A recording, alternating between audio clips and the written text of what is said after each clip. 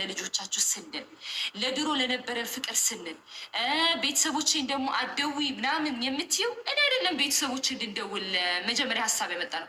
ሰይድ ራሱ ነው እኛን ደውሎ የለመነን። እስኪ በቤተሰብ አስጠይቁ፣ እናንተ ዘመድ ናችሁ እና እስኪ የቻላችሁትን ያህል ሞክሩና አስጠይቁ ያለው እኛን እሱ ነው የለመነን። እኛ ደግሞ እሺ ምን እንላለን? እምቢ አይባልም፣ ነውር ነው። እሺ ያልነው በስተመጨረሻ መጪው ረመዳን ነው እንደምታውቁት ሁላችሁ። እሱን አስመልክተን ነበር ለሰኢድ እዚህ ቤት አድርገን ምን ብለን ምን ልናስቀምጡ የነበር ነው። ከዛ አንቺም ልብሽ ራርቶ ከመጣሽ ደግሞ በዚህ አጋጣሚ አባቴ ብዙ ጊዜ ብሎ ነበር ኢትዮጵያ ልትሄድ አትችልም፣ በተለይ በልጆች ጉዳይ ማለት ነው። አሁንም ይኸው እንዳያችሁ ትላንትና በለቀቀችው ቪዲዮ የመን ሀገር ነው ያለችው እና እሱ ታዲያ አሁን ይሄን ኢትዮጵያ ይሆናል ወይ አደን ይሆናል? እዚህ ቢቀመጥልሽ ኑሮ ጥቅሙ ላንቺ አልነበረ እንድትነጋገሩ? ግን ይህም ማለት አልሆነም። ገበናችሁን ኢንተርኔት ላይ ወይም ሚዲያ ላይ አንስታችሁ አታውጡ ብዬ ለመጨረሻ ጊዜ እመክርሻለሁ። ደግሞ እህቴ እኔ አልቀየምሽም ለመሰለሽ። አሁን አንቺ ጋር እንዴት ነው የምታረቀው ስትይ ነበረ። እኔ አልተቀየምኩሽም። ለእኔ በጣም ብዙ ጥሩ ነገር አድርገሽልኛል። ዛሬ ይሄን ተናገረችኝ ብዬ ያን ሁሉ ረስቼ ዛሬ ልቀየምሽ አይሆንም፣ አልችልም። ምንም ቢሆን እህቴ ነሽ። አሁንም ቢሆን ወድሻለሁ፣ አከብርሻለሁ። ብትታረቁልኝ ደግሞ በጣም ደስ ይለኛል። ልጆቻችሁ የእናትና የአባት ፍቅር አግኝተው ቢያድጉ ትንሽ እንኳን ከፍ እስከሚሉ ቢያድጉ ደስ ይለኛል። ከተቻላችሁ ተነጋግራችሁ ፍቱት። ከተቻላችሁ፣ ካልተቻላችሁ ደግሞ ሚዲያ ላይ ያወጣችሁ ሁሉ ነገር አለ። akkuma isin argitan hiriyaa Sumayyaa baay'ee wajjin dhunne baay'ee wajjin nyaanne hiccitii waa hunda walii wajjin qabannee jira. Garuu hamma yeroo ammaatti kaatee Sumayyaan maaliif Sa'iidootti na shakkite jechuudhaan dubbachaa jirti. Garuu itti qabamuu hin danda'u. Isheen aartee waan jirtuuf iyyuu waan fedhes haasa'uu dandeessi, waan fedhes dubbachuu dandeessi. Isheen garuu immoo jechuudha maqaana balleessite. Sa'iidiin duraan na gaafatee ture, garuu ani toleen jenneeni walii galtee hin qabnu jette. Ani fedha isaa hin qabu, ani itti heerumuuf miti, ani Sumayyaaf isa wal agganaanyuuf fi Sumayyaaf isa walitti fiduuf malee ani Sa'iidii jaalladhee miti. Ani sapiraayizii kana hundaa meeshaa hundaa kana bibbitee kana hundaa akkas gochuu fi Sumayyaa gammachiisuudhaaf malee Sa'iidoo gammachiisuuf miti. Sumayyaan dhiiga kiyyaa hundumti keessan iyyuu hin beektu. Ani kaameraa irratti bahee dubbachaan turre malee hiccitii waa hundaayyuu wajjin qabna. Yerootti ayyuun itti heerumte sana Sa'iidoon fuudhe sana anaa fi ayyuuni cufannee boo'aa turre. Wajjiniin gadda guddaa dabarsinee baay'ee nutti dhaga'ame, baay'ee gaddaa turre. Lapheen keenya baay'ee nu cabee, garuu amma immoo jechuudha Sumayyaan akkasiin itti natti jijjiiramte ani hin beeku. Silkiin narraa kaastee natti haasa'aan jirtu baay'ee tokko natti jijjiiramtee jirti. Kanaafiyyuu Sumayyaa tiyya ani si gammachiisuuf malee jaarsa keessirraa fudhachuuf miti. Uummanni koomentii si na cinqaa jiru jetteeti kan isheen dubbachaa jirtu. Natti dhufuun isaanii ol jirra. Akkas jetteeti kan isheen dubbachaa jirtu. Ayyuudhaan immoo ati badii guddaa qabda. Ati hojii kee Rabbi siif haa kennu, waan hojii keetti Rabbi siif haa kennu jette ayyuu lolaa jirti jechuudha. Dhiisdakee ayyuun si fitte, ayyuutti hin dubbatini. Ayyuu qeequutti jirti jechuudha.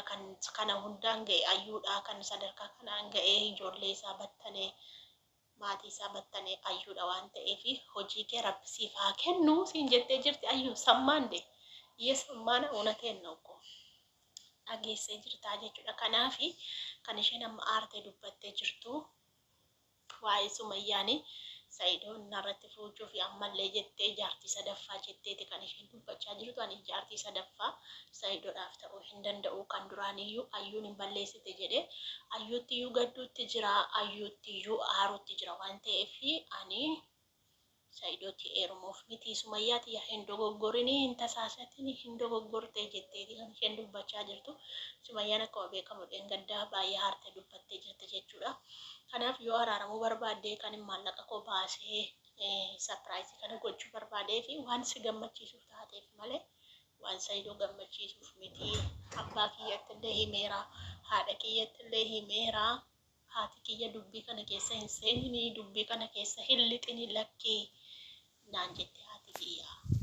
Abbaan kiyya garuu rakkoon qabu naan jedhee ani maatii kiyya iyyabsiisee tani sapiraayizii gochuu barbaade. Ani siif malee Sa'iidoof miti, kun siif haa galu dhagayii hubadhu jette.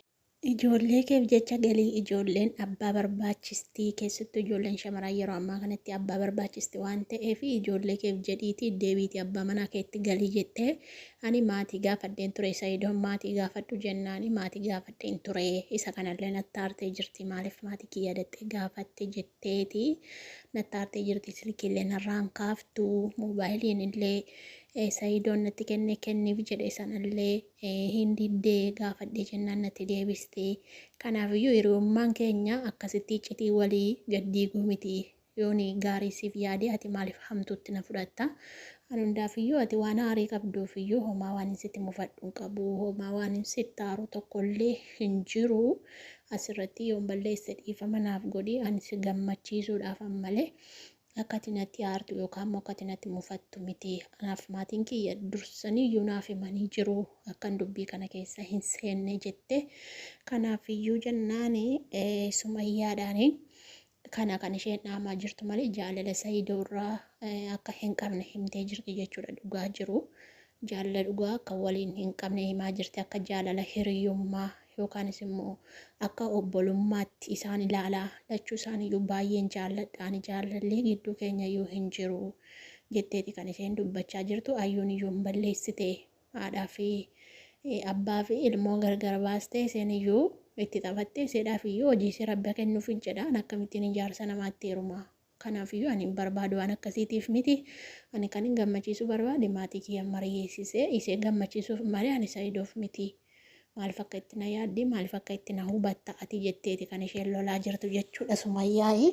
Lolii san jedhamu garuu qubna garumaan teessee hittimtee Sumayyaan dheengadda akkuma isin argitan aartee dubbattee jirti waan ta'eef dhuguma inni walii galtee hin qabnu garuu na gaafatee jira.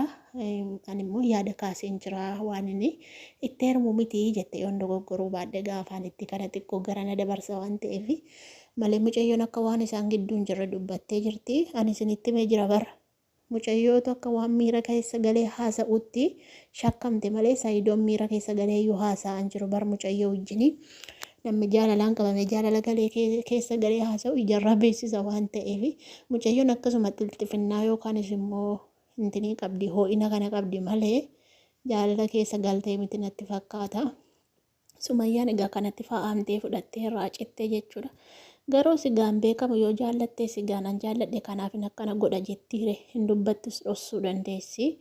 Miidiyaa irratti ol baatee hin dubbattu jaalladheen akkana godhes jettee hin himattu dhossuun seessu waan hin oolleedha. Malee egaa isheen dhugaa jiru dubbattee jirti. Dhugaadha ta'ee soba ta'ee egaa nuti hin beeknu rabbuma beeka waan ta'eef akkasii kana fakkaata warri dhaggeeffataniitu ta'ee kana fakkaata waan isheen dubbatte ani hundan haasa'u kaaseen daqiiqaa baay'ee haasofti daqiiqaa amma kana haasa'u akkasii galatooma laayikii sabsiraabii godhaa ulfaadhaa hundi keessan.